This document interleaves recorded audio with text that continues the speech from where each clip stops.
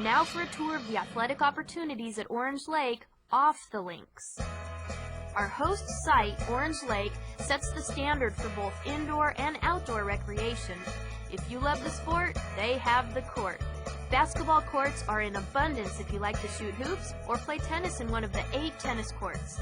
Or if courts aren't your thing, there are alternatives. There's plenty for kids to do too. And if your strength is in your short game, well, they have 36 championship holes just for you. Well, Kelly, what Yes. kind of club selection were you thinking on that course? What was it, about 12 yards, that hole, downwind? Still a driver for me, Tina. No, actually, I'm sure I'd go with putter. Yeah, I was kind of thinking the same thing. And I was also thinking about how upset I used to get as a kid when I would play mini golf, and it just seems so silly now. Well, you're not alone in that category. I definitely felt the same things. And a lot of kids feel what we used to feel. And, you know, it's important to stay in tune with what these youngsters are thinking. Absolutely. And that's actually why we enlisted the help of Dr. John Grbac, who told us that the best way to really understand what a child is thinking is by observing. The basics of getting kids involved in the sports is to focus on what they care about most, and that's having fun. To encourage the fun, and with that comes they get a chance to learn something new, and they get to meet some people, some friends, learn teamwork, and work together. So it all starts with the fun. My dad puts too much pressure on me. He puts too, but you still have fun when you're out here, it looks like, right? Yeah. First warning sign is kids are really honest, and they're going to tell you that they don't want to play, that they're tired of playing, they're frustrated. Main warning signs involve getting angry at mom and dad, arguing, but kids in tears while trying to get to their practice, anxiety, worry, a decrease in school grades because they're worried, frustrated, and then also feelings of guilt about not playing, possibly because they know it's important to mom and dad, but all those things can have a negative impact on kids. If parents quickly get in tune with that, they will recognize this isn't really in my child's interest anymore. You gotta have them doing different things. You know, Cannon, she goes to the tap dance and loves that, and just loves playing with her friends and being an 8-year-old. You know, whether she's coloring or playing with her new Barbie or, you know, listening to new Hillary Duff or something like that. But she loves it all. His golf isn't the #1 thing, and she hasn't learned to really turn the light on and say, yeah, I want to win that golf tournament.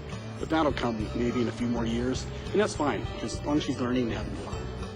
Encouraging them to still participate in other kid activities, to still have sleepovers, to still get together with their friends, to still do the things that they used to like to do before they got involved or very involved in a certain activity, to encourage those things. And at times, if their passion is really strong, you might have to really insist that they balance a little bit more the other things that a parent values in this world, separate from sports. Sports are an educational tool for kids and valuable. Again, I can't speak enough about the leadership qualities that can come out, perseverance, attitude towards dealing with authority, adversity, dealing with people just all together, learning to get back up when you're down, to encourage them when you see them trying, when they're overcoming obstacles that you know that they have, but they're giving it their best effort.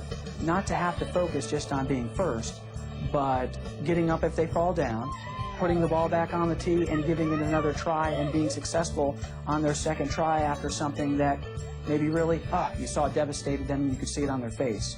But that you're encouraging and supporting in that way, especially when you're on the sidelines. So many different things that a child can learn and then hold on to that's part of their personality that come out of sports. So there needs to be a balance.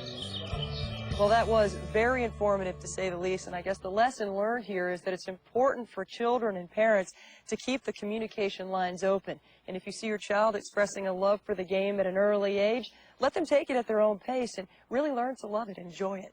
I agree, that's very important. And this is one thing my father did when we were all kids. If we expressed that we wanted to play or practice, he would take us to the golf course. But if we didn't want to, we didn't feel pressured to do so. So, again, very important. Having said that, I guess there's only one thing left to do. But it's going to have to wait until after the break. That's right, we'll announce this year's Mutual of Omaha Drive, Chip, and Putt Junior Challenge National Champions.